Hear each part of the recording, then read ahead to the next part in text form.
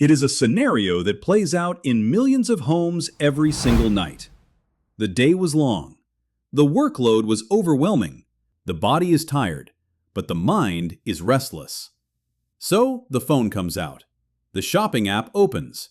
It takes less than 30 seconds to find something that looks appealing. A new gadget, a pair of shoes, a piece of decor that promises to organize a chaotic life. The thumb hovers over the buy button. In that split second, there is a surge of anticipation.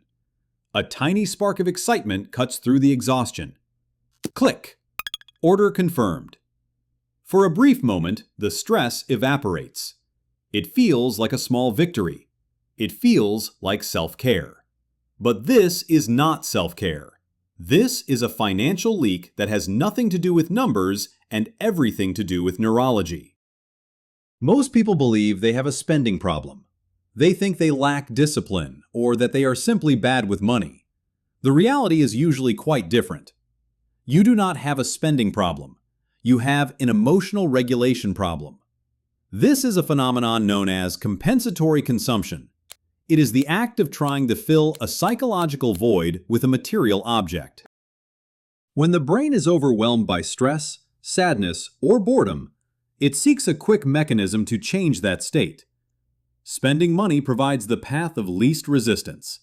But here is the danger. It is not just $5 coffees or the occasional treat. It is a systematic erosion of wealth potential because the bank account is being used as a therapist. Today, we break that cycle. We are going to explore the halo effect of retail therapy, the dopamine loops that trap consumers, and a specific 3-step protocol to stop emotional spending for good. To understand why this happens, one must look at the machinery of the mind. When a person feels negative emotions, specifically sadness or anxiety, the brain enters a state of perceived helplessness.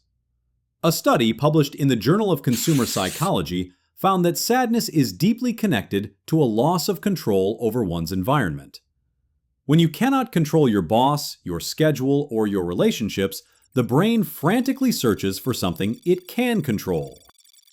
Making a purchase is a definitive act of choice. You choose the item. You choose the payment method. You choose to acquire it. This act restores a sense of agency. But there is a secondary mechanism at play that makes this dangerous. It is a cognitive bias called the halo effect. The halo effect occurs when one positive trait of a person or object influences the overall judgment of that thing. In the context of retail therapy, the positive trait is the emotional relief felt when browsing. Because the act of shopping reduces anxiety in the short term, the brain casts a halo over the product itself. You might look at a jacket or a piece of tech and think it is perfect, necessary, and high value. The relief you feel blinds you to the reality of the purchase. You ignore the price. You ignore the fact that you already have 3 similar items. The positive feeling of the shopping experience bleeds into your perception of the item's utility. You are not buying the object. You are buying the feeling of the halo.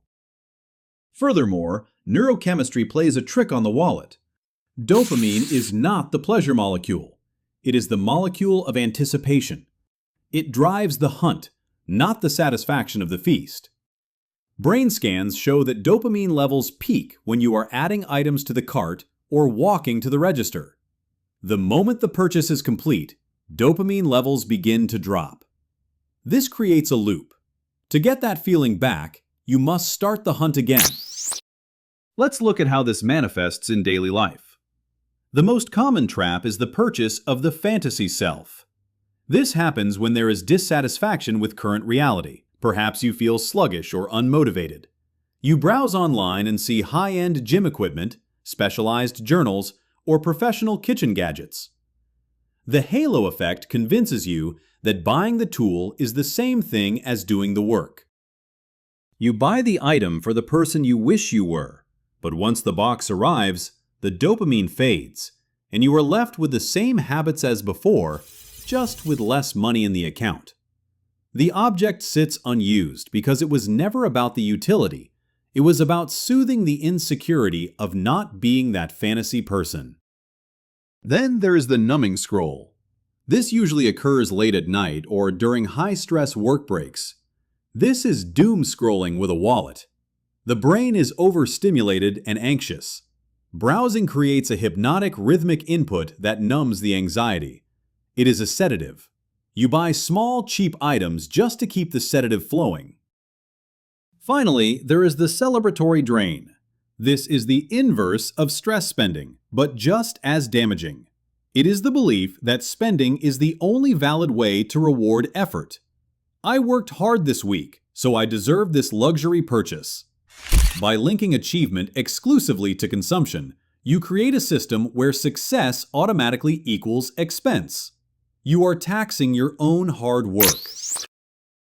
Understanding the why is half the battle. The other half is interrupting the circuit between the trigger, the emotion, and the action, the spending. You need a protocol that engages the prefrontal cortex, the logical part of the brain, to override the emotional impulse. Here is the three-step system. Step 1 is the friction pause, also known as the 72-hour rule. The halo effect relies on immediacy. It relies on the heat of the moment. If you can introduce time, you break the spell. When you feel the urge to buy something non-essential, you are allowed to add it to the cart. But you are forbidden from checking out for 72 hours. During those 3 days, the dopamine surge will dissipate. The halo will fade. When you come back 3 days later, you will see the item for what it is, an object with a price tag, not a magical solution to your stress. 9 times out of 10, you will close the tab and delete the item. Step 2 is the HALT Audit. Before you swipe, you must ask yourself 4 specific questions based on the acronym HALT. Am I hungry? Am I angry? Am I lonely? Am I tired? By labeling the physical or emotional state, you force your brain to switch from feeling to thinking. If you are lonely, buying a sweater won't fix it. Calling a friend will. If you are tired, buying a gadget won't fix it. Sleeping will. Identify the biological need and address it directly, rather than obscuring it with a purchase. Step 3 is the dopamine swap. Your brain wants a chemical reward. You do not have to deny it the reward. You just have to change the source. If you are stressed, do 10 minutes of high-intensity exercise. Organize one single drawer in your house. Listen to a specific song that gives you chills. These activities provide the neurochemical relief the brain is screaming for, but they build your life up rather than draining your account down. Your net worth is intrinsically linked to your self-worth and your emotional health. True wealth is the ability to sit with an uncomfortable emotion, understand it, and let it pass without needing to swipe a card to make it go away. Here is the challenge for this week. It is called the 7-Day Mood Audit. Keep a small note on your phone. Every single time you feel the urge to buy something that is not a basic necessity, do not buy it. Instead, write down exactly what you were feeling in that moment. Was it boredom? Was it insecurity? Was it exhaustion? At the end of the week, look at the data. You will find that you don't crave things, you crave relief. Once you know that, you are free. If you found value in this analysis, please like this video so it can reach more people looking to master their financial psychology. Share this with a friend who might be struggling with the same cycle. Leave a comment below with your biggest emotional spending trigger. Is it stress, boredom, or celebration? And finally, subscribe to the Wealth Brain for more insights into the psychology of money.